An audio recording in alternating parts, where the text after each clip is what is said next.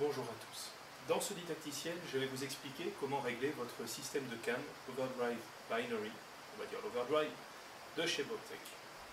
L'arc que j'utilise ici est un Bowtech Boss qui est issu de la gamme ICT de chez Bowtech. Alors cette gamme a un certain nombre d'avantages puisqu'elle réunit la poignée dite Center Pivot qui permet, grâce à son arche, de renforcer le support aux branches et de limiter le réflexe, ce qui diminue d'autant la propension au torque. Elle propose également un écarteur de câble dénommé FlexGuard, qui est un écarteur de câble flexible, doté d'un roller, ce qui permet de limiter la charge sur les cams pendant le cycle d'armement et également de lui donner une plus grande fluidité. Cette gamme propose également des branches de rigidité supérieure, dénommées Hardcore, qui là encore permettent un rendement et une efficience optimale. Et puis, dernier élément qui compose la gamme, les fameuses cams Overdrive, qui permettent de supprimer complètement le déplacement latéral de la corde pendant la chasse, c'est-à-dire pendant la période durant laquelle la flèche va rester sur la corde, et ce faisant de supprimer le knock travel qui en résulte dès lors que la corde ne suit pas un cheminement parfaitement perpendiculaire au sol, mais plutôt un cheminement en diagonale du fait de l'inclinaison des cams. Je vais donc vous expliquer très concrètement comment régler ces cams et nous procéderons en 4 étapes. Dans la première étape, nous verrons comment régler le timing, c'est-à-dire la position de départ de nos cams. Au cours de la deuxième étape, nous réglerons plus proprement dite l'inclinaison de nos cams à l'ancrage, de façon à ce que celle-ci soit parfaitement perpendiculaire au sol et qu'elle soit d'une rectitude totale.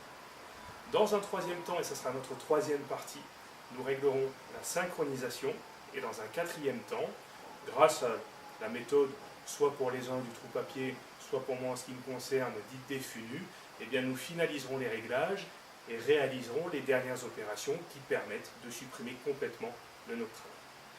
Nous passons donc à la première partie et nous allons voir maintenant comment régler le timing des deux cams, c'est-à-dire leur position de départ. Première étape, donc, le réglage du timing, c'est-à-dire de la position de départ de chacune de nos deux cams. Sur l'Overdrive Binary, chaque cam dispose d'une timing zone. Cette timing zone est matérialisée par deux repères qui sont gravés dans la cam et qui correspondent à la position idéale de départ de celle-ci. L'enjeu du réglage va consister à placer chaque bus câble qui contrôle sa cam au milieu de la timing zone. Et ceci est valable pour la cam du haut et pour la cam du bas. Alors si je regarde un petit peu la configuration actuelle de cet arc, je m'aperçois que le bus câble qui contrôle la cam du bas couvre le point supérieur qui délimite la timing zone.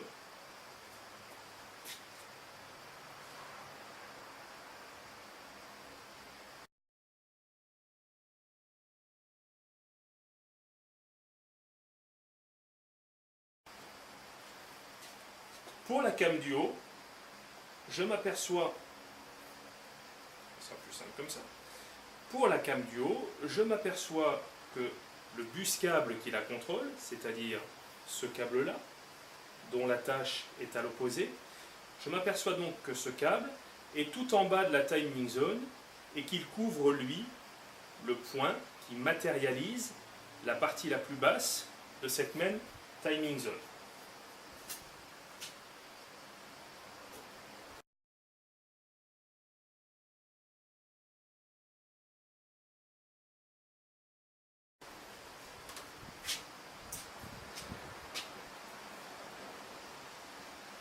Pour procéder aux opérations de réglage, je vais donc choisir de travailler sur le câble qui contrôle la cam du bas en le faisant descendre dans la timing zone et pour cela je vais diminuer sa longueur. On voit le câble, je veux le faire descendre dans sa timing zone et pour parvenir à ce résultat, je vais diminuer sa longueur. J'aurais très bien pu agir sur la corde, qui elle-même permet aussi de modifier le positionnement des cams au repos. Si par exemple je raccourcis ma corde, je fais rentrer mes cames en rotation vers l'intérieur. Toutefois, le travail sur la corde est assez rare compte tenu du fait qu'on a toujours besoin d'un ratio d'enroulement suffisamment important sur la corde de façon à pouvoir placer très finement la visette en hauteur. Le travail du timing s'effectuera donc en priorité sur les longueurs des bus câbles qui contrôlent les cames, même si on peut aussi travailler à partir de la longueur de la corde. Donc là, très concrètement, je vais rajouter 5 tours au bus câble qui contrôle la came du bas et nous regarderons à l'issue quel est le résultat obtenu. Bien, j'ai donc passé l'arc en presse, j'ai rajouté 5 tours au bus câble qui contrôle la came du bas et maintenant celui-ci se trouve presque au milieu de sa timing zone, ce qui correspond à l'objectif que nous nous étions fixés.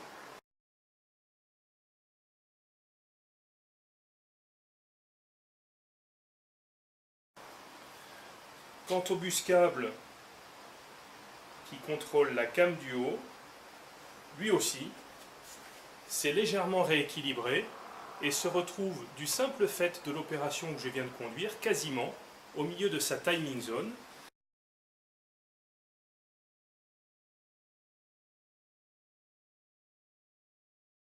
Ce qui est largement suffisant pour le réglage, le dégrossissage du timing. On peut considérer que cette étape est terminée et nous allons passer maintenant à la deuxième étape qui consiste à régler l'inclinaison des cames à l'ancrage. Deuxième étape du réglage de notre overdrive, après avoir réglé le timing, c'est-à-dire la position de départ de chacune des deux cames, nous allons maintenant régler l'inclinaison de chacune des deux cames, c'est-à-dire de la came du haut et de la came du bas, puisque chacune des deux cames est contrôlée par un yoke. Un yoke, c'est quoi? Eh bien, c'est l'extrémité d'un bus câble qui se divise en deux jambes, chacune prenant attache de part et d'autre de l'axe qui porte la came. Et sur l'overdrive, nous avons un double bus, chacun équipé de son yoke, qui permet de contrôler intégralement l'inclinaison aussi bien de la came du bas que de la came du haut. Donc la deuxième étape consiste à régler très finement l'inclinaison de chacune des deux cames, de façon à ce que chacune de ces deux cames se retrouve perpendiculaire à l'ancrage et non pas au repos.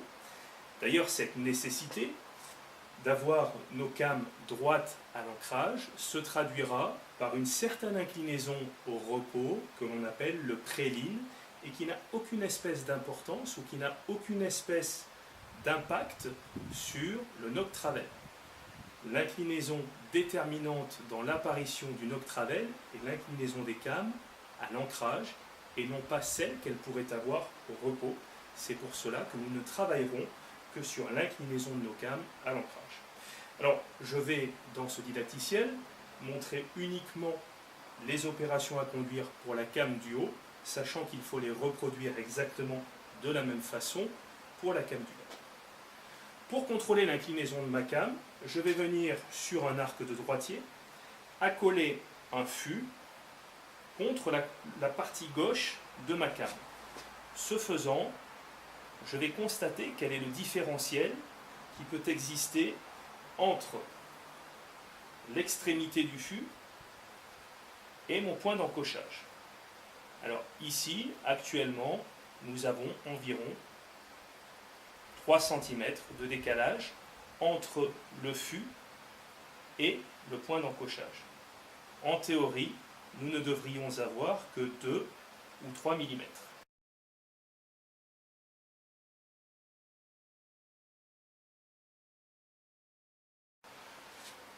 L'inclinaison de ma came va donc devoir être modifiée de façon à ce que mon fût se rapproche, comme ceci, j'exagère délibérément l'écart, se rapproche de la corde, et pour que nous parvenions à ce résultat, nous allons devoir diminuer la longueur de la jambe de gauche qui contrôle la partie gauche de l'axe.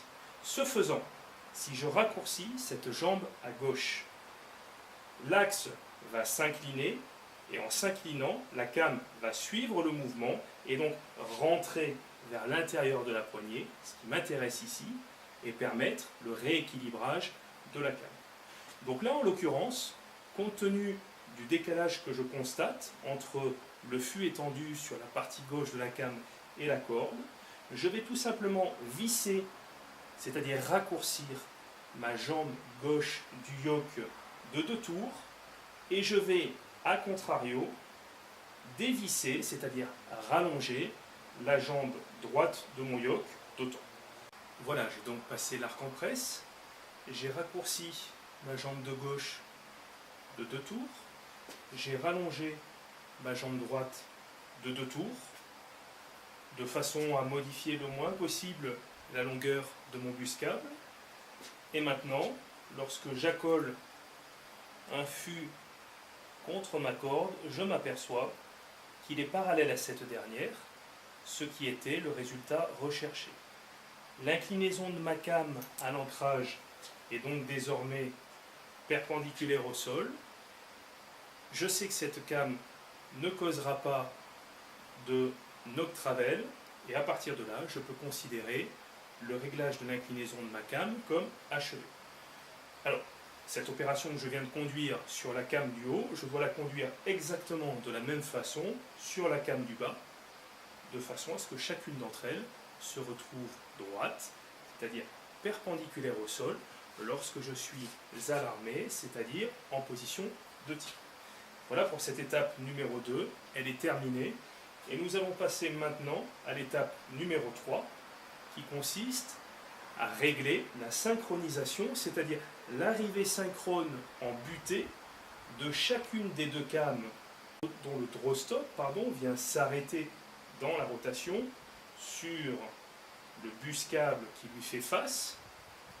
Et donc ce que nous recherchons pour ce type de système de came, c'est une arrivée parfaitement synchrone. Alors, je peux laisser mon arc tel quel, là actuellement, sur le banc et regarder un petit peu ce que j'obtiens lorsque mon arc est à l'armée. Alors je vais régler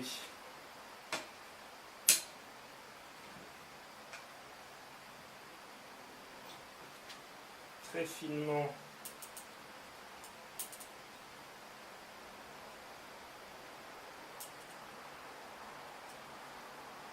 mon arrivée en butée.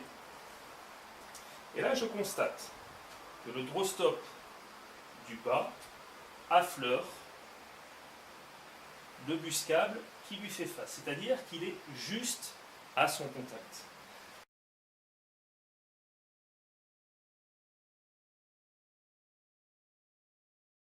Alors que le draw stop du haut est à environ 3 mm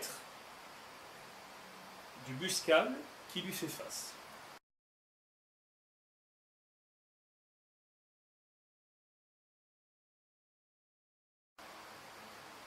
Pour obtenir une synchronisation parfaite, j'ai donc 2 opportunités qui s'offrent à moi à partir de maintenant. Soit je rallonge le câble qui contrôle la came du haut, et à partir de là, celle-ci peut davantage entrer en rotation, ce qui va lui permettre donc d'évoluer davantage sur son axe, et ce qui va permettre au draw stop de venir au contact du buscable qui lui fait face. Donc soit je rallonge ce câble de l'équivalent d'un tour, soit je diminue le câble qui contrôle la came du bas de façon à ralentir la rotation de la came du bas et de ce fait à retarder l'arrivée en butée du draw stop sur le buscable qui lui fait face. Donc soit je raccourcis le câble qui contrôle la came du bas et ce faisant je parviens au même résultat. Donc 2 opportunités, à rallonger d'un tour le câble qui contrôle la came du haut, à raccourcir d'un tour le câble qui contrôle de la came du bas.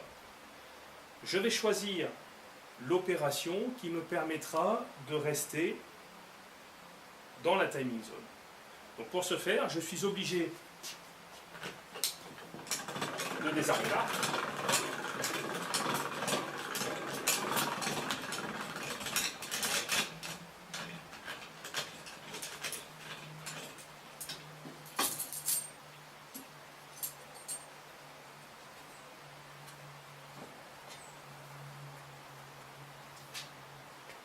Et une fois que j'ai désarmé l'arc, je vais regarder un petit peu quelle est l'opération la plus favorable au regard du positionnement de chacun de mes câbles dans la timing zone.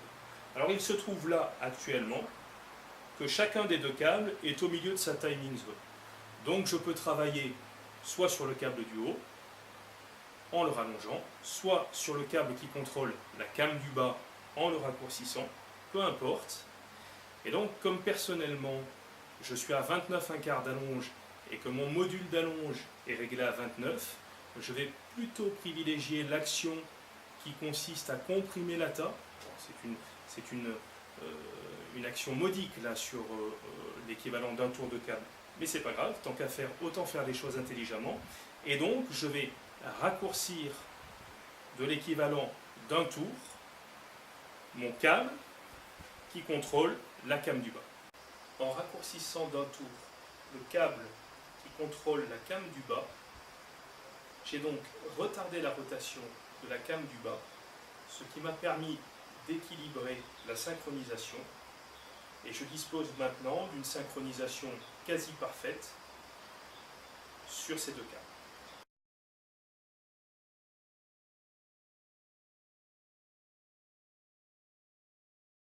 Nous avons donc terminé la troisième étape et nous allons passer à la quatrième étape qui consiste maintenant à tester en sim le résultat que nous avons obtenu.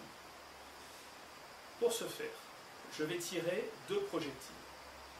Le premier sera une flèche qui me donnera l'orientation qui va servir de référentiel à mon deuxième tir qui sera un tir en fût nu. Le fût nu étant particulièrement instable, il est en capacité de pouvoir révéler de façon flagrante par son orientation latérale tout notre travel dont il serait victime. Selon le résultat obtenu, nous effectuerons des modifications qui permettront de corriger son vol, sachant que si j'obtiens un fût nu pour un tireur droitier avec l'encoche à gauche et la pointe à droite, il faudra raccourcir de façon très modique, nous procéderons alors par demi-tour, il faudra raccourcir les jambes gauches de chacun des deux yokes, et ceci donc, comme je viens de le dire, en procédant par demi-tour. Si jamais nous obtenons le résultat inverse, c'est-à-dire que nous avons l'encoche à droite et la pointe à gauche, alors au contraire, il faudra rallonger la jambe de gauche, et ceci en procédant là encore par variation infinitésimale de l'ordre du demi-tour, en appliquant la modification aussi bien au yoke du haut qu'au yoke du bas. Nous allons donc maintenant procéder à ces deux tirs de contrôle.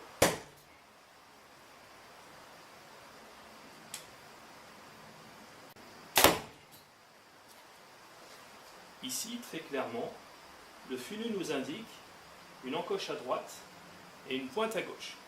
Je vais recommencer le tir de ce fût nu pour être certain qu'il ne s'agit pas d'une erreur de ma part.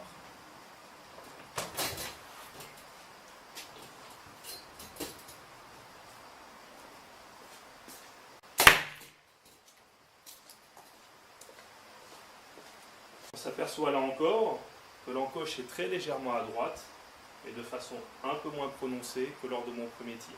Je vais donc faire un troisième tir de confirmation.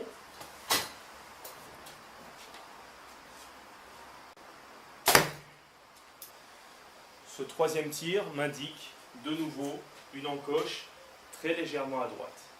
Je vais donc, pour finaliser mon réglage, modifier l'orientation de mes cams en dévissant d'un demi-tour chaque jambe de gauche du yoke de mes deux cams. Je viens donc de dévisser chaque jambe de yoke à gauche d'un demi-tour et je vais recommencer l'exercice en retournant à 9 mètres pour analyser de nouveau le vol de mon fusil.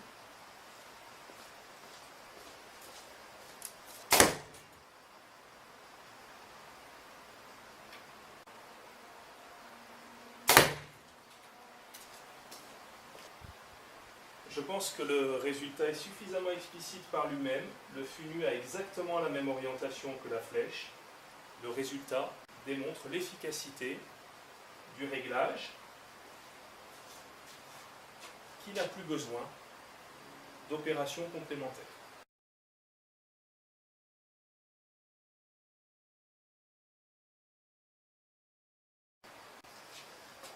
Pour conclure ce didacticiel, je voudrais rappeler les 4 étapes qui nous ont permis de dérouler le protocole de réglage de l'overdrive in-arm. Dans un premier temps, nous avons réglé le timing, c'est-à-dire la position de départ de nos 2 câbles. Dans un deuxième temps, nous avons réglé leur inclinaison à l'ancrage, c'est-à-dire à l'armée, de façon à ce que chacune des 2 cames se retrouve perpendiculaire au sol lorsque l'arc est en position de tir.